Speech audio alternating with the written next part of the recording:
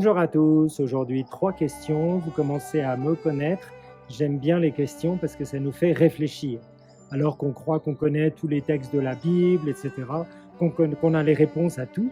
Et c'est vrai qu'après des années de vie chrétienne, on devrait avoir beaucoup plus de réponses que quand on avait 6 ou 7 ans. Alors, première question, est-ce que vous pensez que Dieu écoute tout le monde sans partialité ? Quelle que soit notre religion, quel que soit notre état de grâce ou notre état de péché. Est-ce que c'est évident de répondre ou est-ce que ce n'est pas si évident?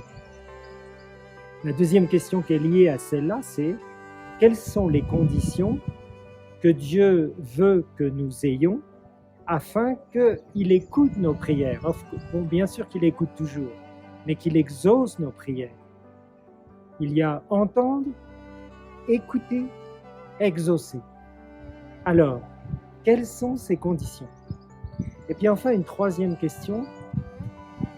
Quel est le péché du pharisien?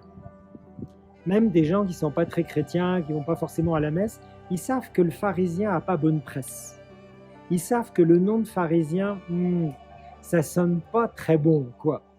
Voilà. Alors, quel est le péché du pharisien qui nous guette tous?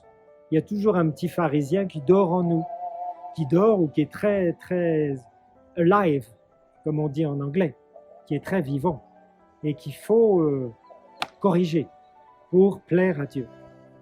Alors, eh bien, si on regarde les lectures d'aujourd'hui, première lecture, il y a 4 types de personnes dans Ben Sirach le Sage qui nous aident à regarder les conditions que Dieu nous demande pour être écouté. Alors la première, eh bien, il faut être pauvre.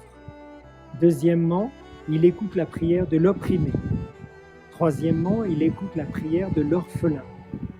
Et enfin, il écoute la prière de celui qui sert Dieu de manière agréable. Dans Ben Sirach, au chapitre 35.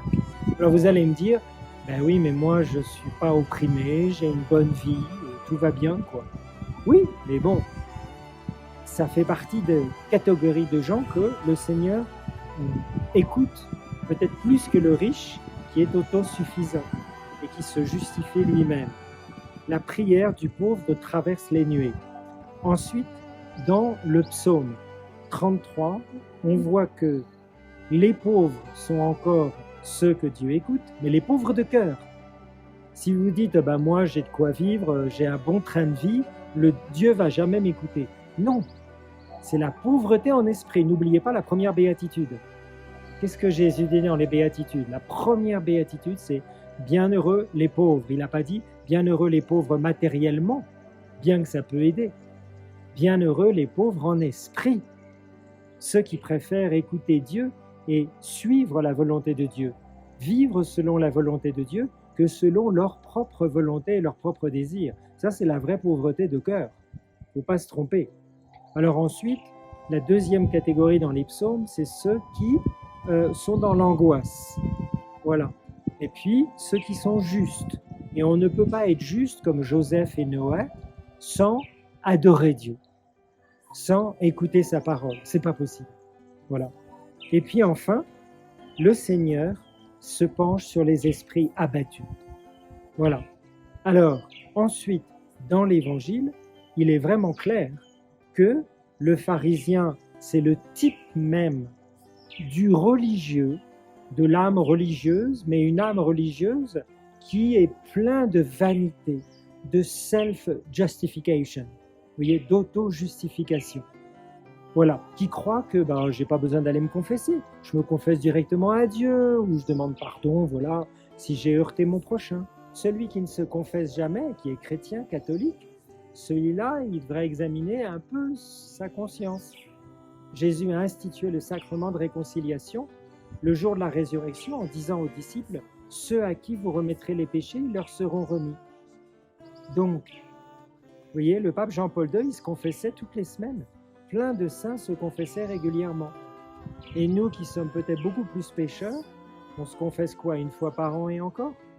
Vous voyez, c'est là où on voit la signature de l'orgueil, la signature de l'auto-justification. la signature de celui qui ne voit même pas, au fond, qui est aveugle. Comme dit Jésus, vous êtes des aveugles. Vous ne voyez pas. Vous dites, vous voyez, mais en fait, vous ne voyez pas. Alors, il faut demander à Dieu, vraiment, est-ce que je suis humble, pauvre en esprit? Est-ce que je demande à Dieu la grâce de l'humilité, la grâce d'être attentif à mon prochain? Ou est-ce que je suis tellement centré sur moi-même qu'au fond, il n'y a plus de place ni pour Dieu, ni pour les autres? Alors, corrigeons tout cela, demandons à Dieu cette grâce et il nous la donnera. Il faut demander avec humilité. La Sainte Vierge est notre modèle. Que Dieu vous bénisse tous et nous donne cette grâce. Amen.